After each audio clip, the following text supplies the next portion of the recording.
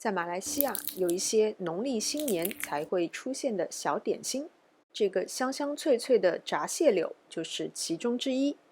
如果你买得到这种专门用来油炸的蟹柳丝，当然是最好。如果买不到的话呢，用这种吃火锅的蟹柳棒也完全是可以的。这种专门用来油炸的蟹柳丝的好处就是非常容易的就能把它们撕成小条。如果用那种涮火锅的蟹柳棒，只是在这一步骤会稍微有一点点麻烦而已，但是也绝对是可以做的。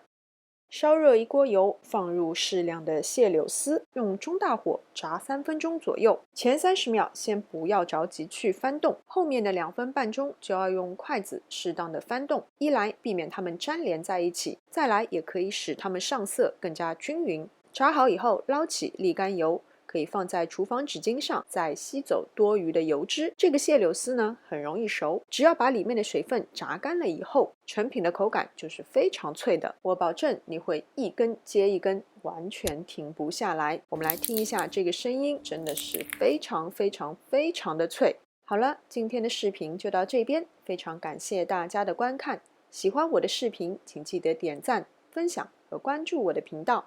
我们下次再见。